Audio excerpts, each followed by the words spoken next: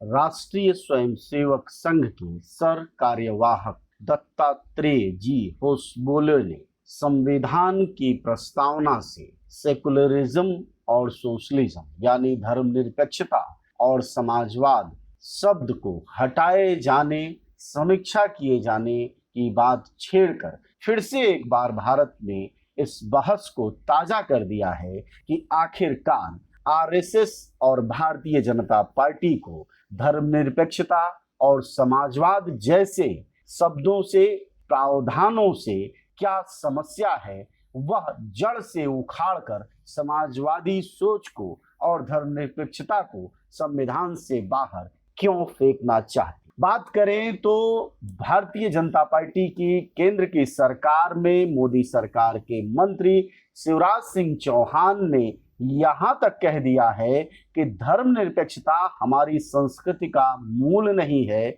संविधान की प्रस्तावना से धर्मनिरपेक्ष शब्द हटा देना चाहिए। दोस्तों, आपको बताते चलें कि सिर्फ 1976 में ही संविधान संशोधन नहीं हुआ जिसमें धर्मनिरपेक्षता और समाजवादी शब्द जोड़े गए, बल्कि 1951 से अब तक 104 बार संविधान संशोधन हो चुका है। हाल में 2020 में 194वां संविधान संशोधन हुआ, जिसके तहत अनुसूचित जाति और जनजाति के लिए लोकसभा और राज्य विधानसभाओं में सीटों के आरक्षण को 2030 तक बढ़ाया गया। ऐसे में सवाल है कि जब संविधान का संशोधन 104 बार हो चुका है तो भारतीय जनता पार्टी और आरएसएस के नेता, प्रवक्ता, उनके सर कार्यवाहक सिर्फ और सिर्फ इन दो शब्दों पर ही सवाल उठाते क्यों हैं?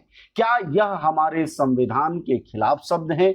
क्या इससे इस देश में वैमनस्यता फैलती है? क्या इन दोनों शब्दों के जरिए इस देश में गरीबी, भुखमरी फैलती है?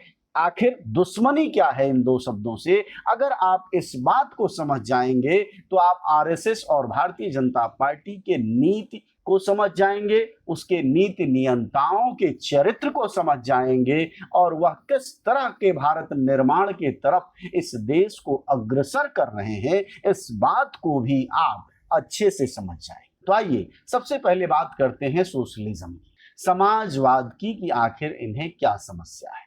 समाजवाद वह शब्द है जिसका मोटे तौर पर सभी, अगर बहुत बारीकी में आप न भी जाएं तो सीधा मतलब है सबका सम्मान, सबका विकास, सबकी थाली में रोटी, सबको मिले संतुलित आहार, किसी के घर में न हो भुखमरी, बराबरी हो, जातीय धार्मिक वैमनस्यता के आधार पर, दुराग्रह के आधार पर ऊंच नीच न हो। क्या यह मांग भारतीय समाज को आगे ले जाने वाली नहीं है?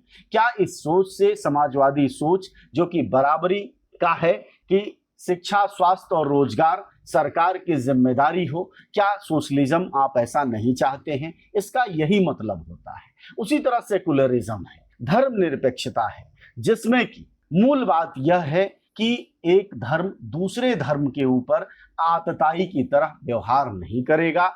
राज्य सरकार, केंद्र सरकार यानी संपूर्ण सरकारें किसी भी तरह के धार्मिक मामलों में हस्तक्षेप नहीं करें। यह क्या बुरे दोनों शब्द हैं? तो सवाल यह है कि सेकुलरिज्म और सोशलिज्म, जो दोनों ही भारतीय भावनाओं वाले और एक विकसित भारत बनाने के बुनियादी शब्द हैं, इन दोनों शब्दों को हटाना क्यों चाहती है आरएसएस और बीजेपी? अगर आपको लगता है कि इन दोनों शब्दों को हटा देने से हमारा देश एक बहुलतावादी, तमाम सांस्कृतिक को समेटने वाला देश बन सकता है, तो यह भी हमें जरूर बताइए। लेकिन सेकुलरिज्म और सोशलिज्म, इन दो शब्दों के यही मतलब हैं जो आपसे हमने कहा है। और सवाल है कि एक ऐसा व्यक्ति, भारतीय नागरिक, भारतीय नेता, भारतीय पार्टी, भारतीय संगठन कभी नहीं चाहेगा कि एक अच्छा मुल्क, सेकुलर मुल्क और सोशलिज्म को मानने वाला मुल्क न हो, जहां सबके बराबरी, सबके विकास,